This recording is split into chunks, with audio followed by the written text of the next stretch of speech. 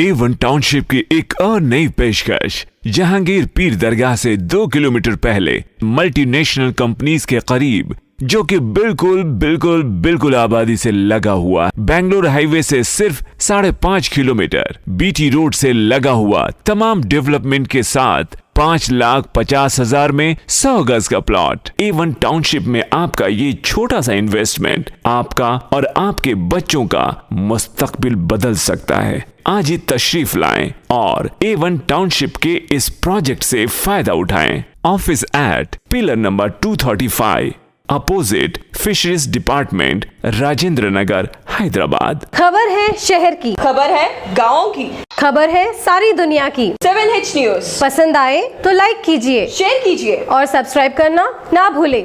7H news, आपकी आवाज।